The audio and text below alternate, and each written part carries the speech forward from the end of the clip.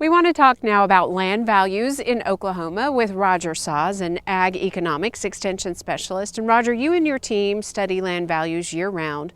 What kind of things do you research in particular?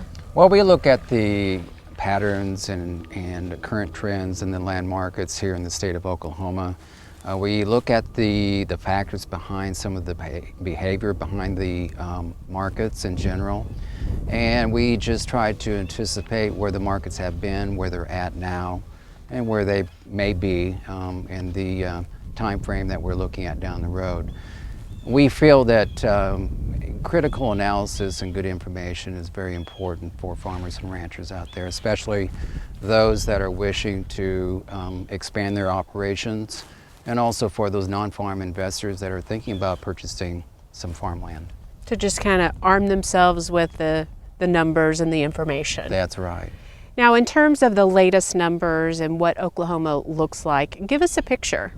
Well, the picture for at least Oklahoma, we've got some numbers at least through the calendar year 2013, and the trend has been up overall, and it's been up over the last several years. In 2013, I think cropland was, we had some strong trends. That was primarily due to some strong farm earnings. And even in the pasture land, it was also quite strong, and that was due to the strong cattle economy as well.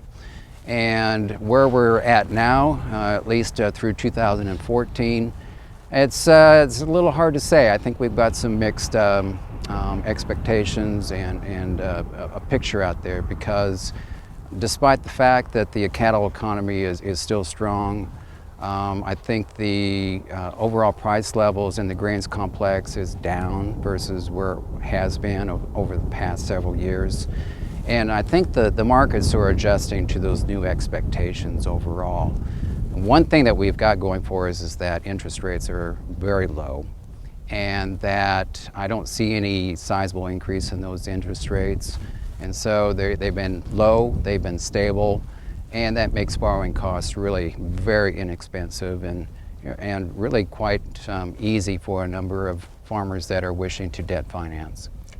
In terms of land value, has the oil and gas industry had an impact in the last few years? Yes, it has. It's provided some added liquidity to active farmers and ranchers out there that are wishing to expand their farming operations, and also for those non-farm investors that are thinking of investing in some farmland as opposed to alternative, say, fixed investments that don't offer much of a return on their money.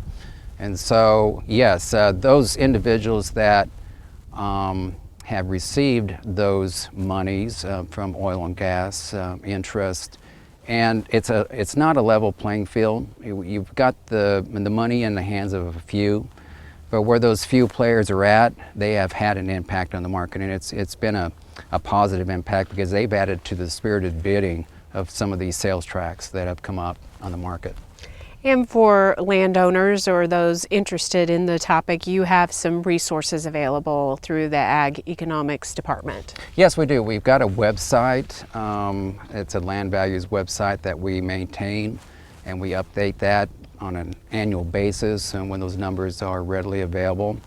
And also, I think the viewers out there can also check in with the USDA. And they also update land values and also land rents on an annual basis, not only for Oklahoma, but for all 50 states.